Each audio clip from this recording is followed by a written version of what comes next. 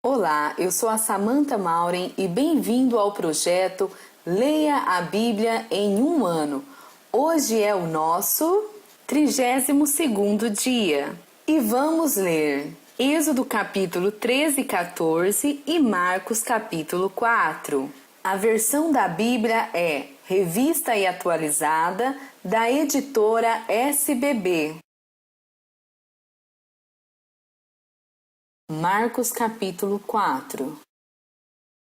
Voltou Jesus a ensinar à beira-mar, e reuniu-se numerosa multidão a ele, de modo que entrou num barco onde se assentou, afastando-se da praia, e todo o povo estava à beira-mar, na praia. Assim lhes ensinava muitas coisas por parábolas, no decorrer do seu doutrinamento. Ouvi, eis que saiu o semeador a semear, e ao semear uma parte caiu à beira do caminho, e vieram as aves e a comeram. Outra caiu em solo rochoso, onde a terra era pouca, e logo nasceu, visto não ser profunda a terra. Saindo, porém, o sol a queimou, e porque não tinha raiz, secou-se. Outra parte caiu entre os espinhos, e os espinhos cresceram e a sufocaram, e não deu fruto. Outra, enfim, caiu em boa terra e deu fruto, que vingou e cresceu, produzindo a 30, a 60 e a 100 por um. E acrescentou: quem tem ouvidos para ouvir, ouça.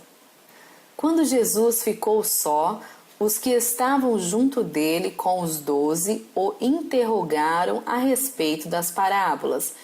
Ele lhes respondeu: a vós outros vos é dado conhecer o mistério do reino de Deus, mas aos de fora tudo se ensina por meio de parábolas, para que, vendo, vejam e não percebam, e ouvindo, ouçam e não entendam, para que não venham a converter-se e haja perdão para eles. Então lhes perguntou: não entendeis esta parábola? E como compreendereis todas as parábolas? O semeador semeia a palavra. São estes os da beira do caminho, onde a palavra é semeada, e, enquanto a ouvem, logo vem Satanás e tira a palavra semeada neles.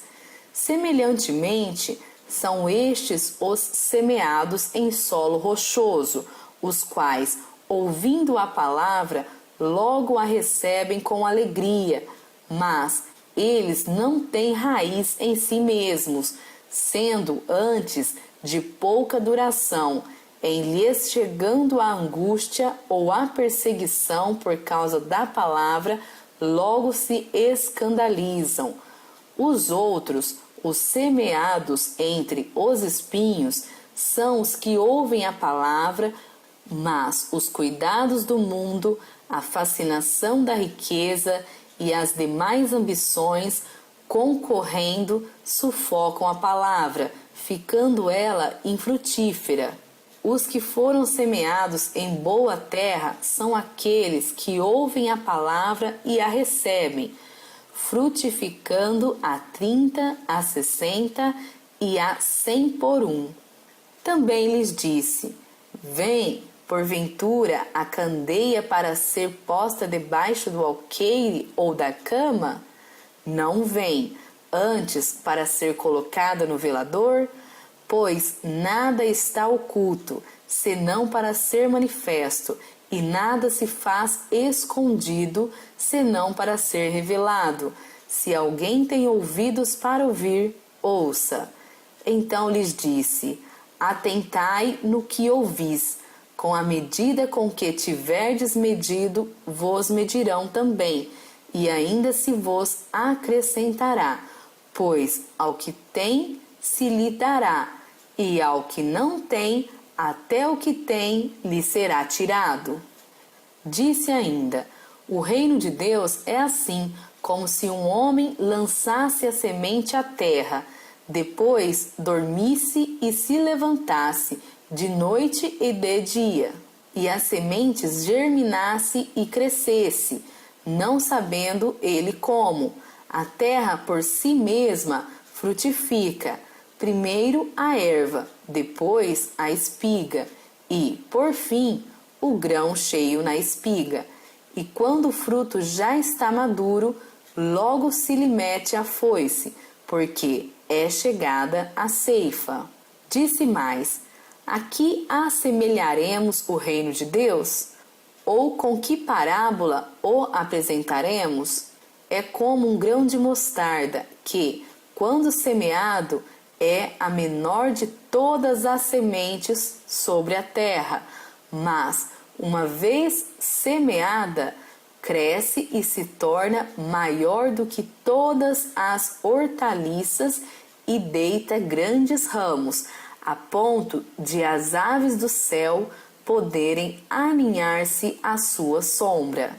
E com muitas parábolas semelhantes lhes expunha a palavra, conforme o permitia a capacidade dos ouvintes, e sem parábolas não lhes falava, tudo, porém, explicava em particular aos seus próprios discípulos.